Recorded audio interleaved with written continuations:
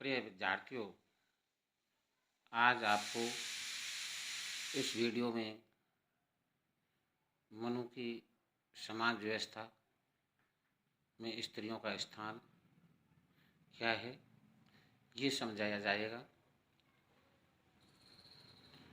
मनु के विचारों में समाज में स्त्री का जो महत्व है, इसको मनु कहते हैं।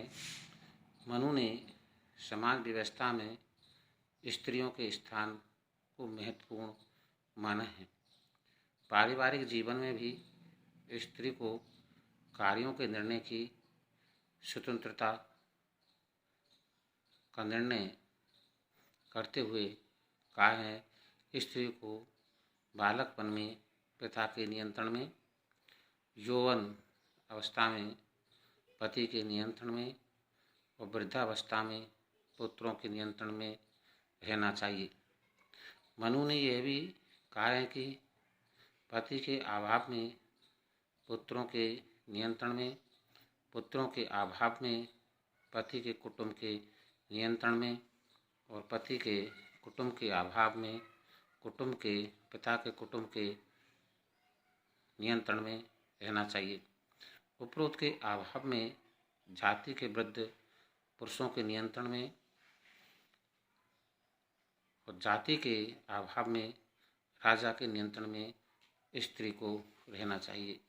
मनु इस प्रकार जन्म से और मरण तक स्त्री को नियंत्रण में रखते हैं और स्वतंत्रता का कोई अधिकार नहीं देते हैं।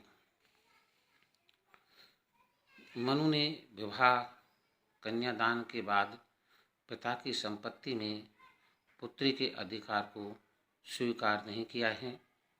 पुरुषों के समान स्त्री भी ब्रह्मा के शरीर का अर्धभाग है। स्त्री घर की शोभा, धन एवं लक्ष्मी होती है, अतः उसका पूर्ण सम्मान एवं आदर किया जाना चाहिए। पारिवारिक जीवन में स्त्री का पुत्री, पत्नी और माँ के रूप में विशेष महत्व होता है। पुत्री का अपनी माँ के धन पर अधिकार होता है। धार्मिक अनुष्ठानों की सफलता के लिए भी पति के साथ पत्नी की उपस्थिति मनु ने अनिवार्य मानी है।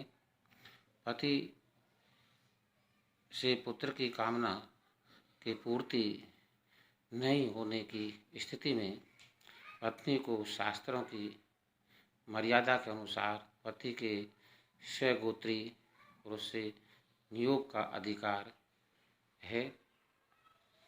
पुरुषों को अपनी पत्नी या पत्नी से उत्पन्न पुत्र को बेचने का अधिकार नहीं है। मनु ने स्त्री व शूद्रों को वेदों की शिक्षा देने से मना किया है। शूद्र वर्ण में से उच्च वर्ण में प्रवेश देने से मना किया है।